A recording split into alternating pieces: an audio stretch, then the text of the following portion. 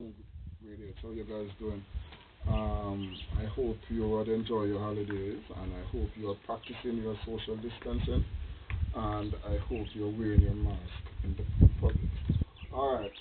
Today, today's topic is relays.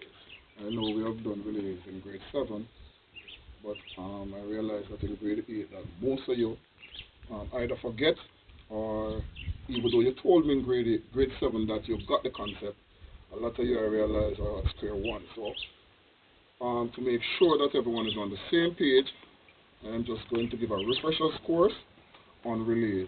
We are going to start from basics all the way up to the actual running of the relay. But today we will start from the basic, which is the actual passing and receiving of the baton. All right? Yeah. Today my son will be working alongside me, and to help with the demonstration. Um, it's tricky to do relay by yourself or to actually teach relay by yourself. You want to demonstrate, because some of the things that you will say a child won't understand just by hearing. So I want to incorporate a little visual to it so you can understand by seeing as well. All right, the relay.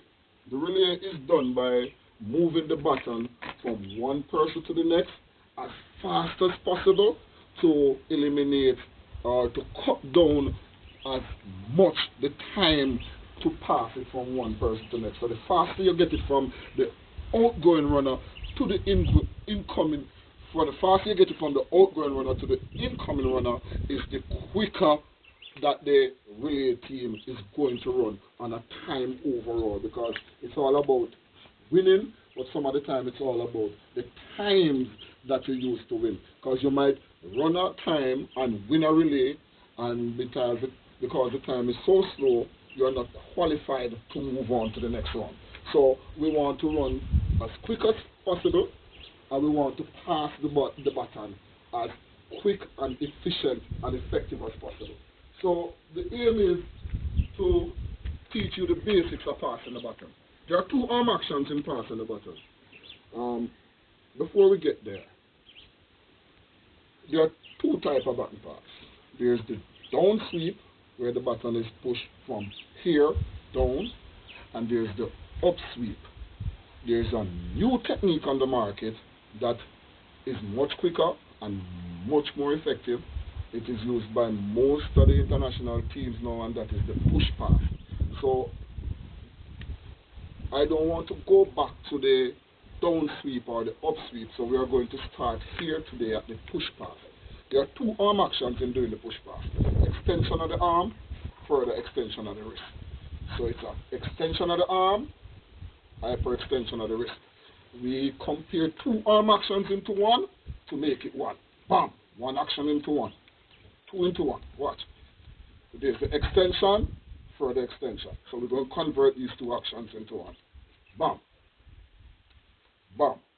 That's the actual passing of the baton. That's the push pass, and it's the latest pass used in relay. Alright.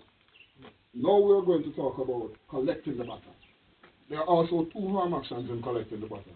Up with the elbow, further extension of the arm, with thumb and index pointing, forming a V, with the hands pointing to the ground. Alright.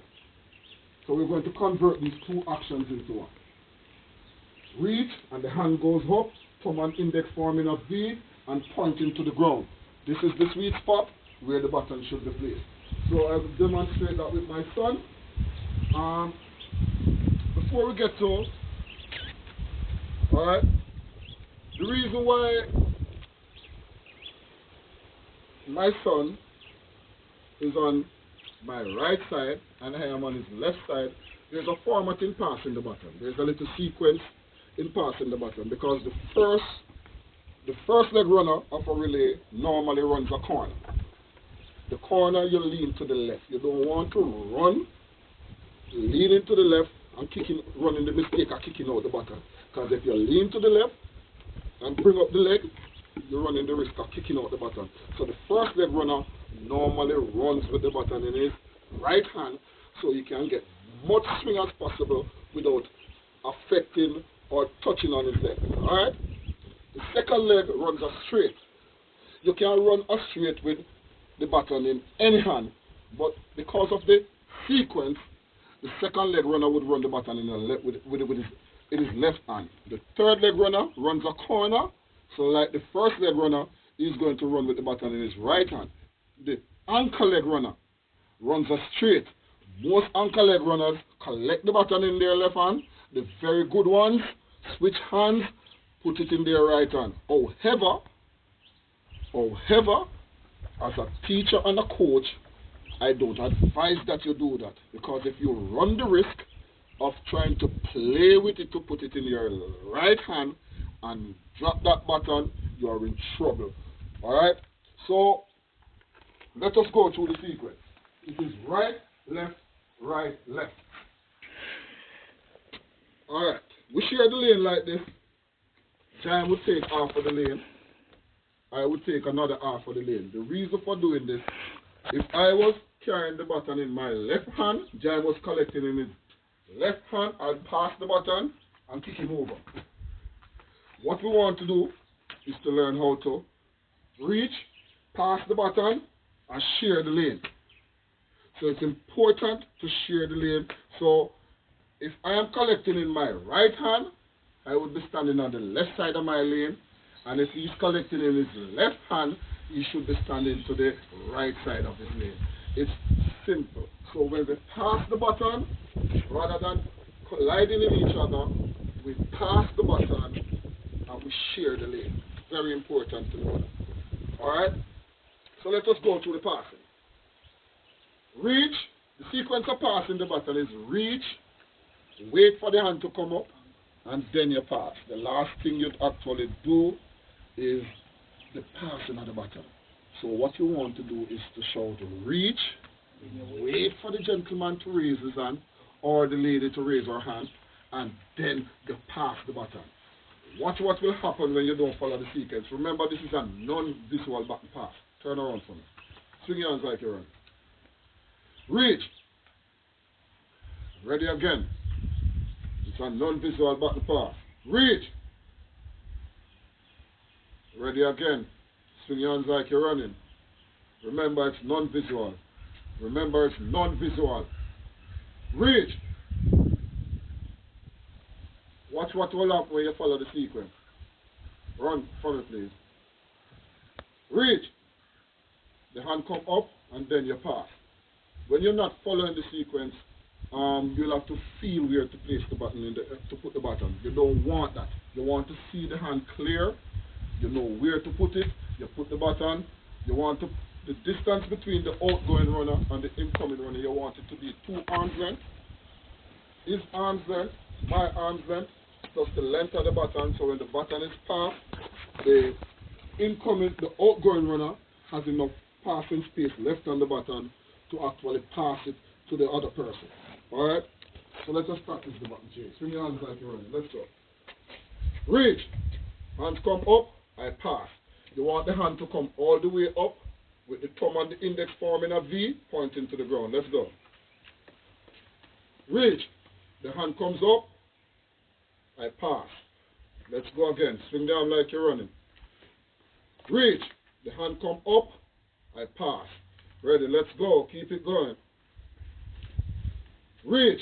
The hand come up, you pass. Alright, I'll do the collecting this time. Come to the side so they can swatch it out. Come. Face this way. Ready. Can you use this hand? Left hand. Okay. Reach.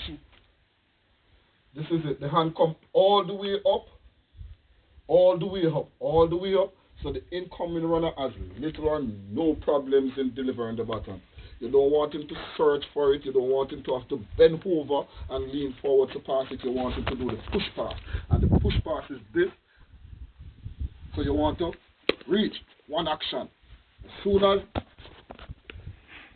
the command comes through, which is reach, the hand goes up, the button is passed, and the race continues. You don't want to slow down the race in order to pass the button. You don't want to have to make any form of adjustments. So what happens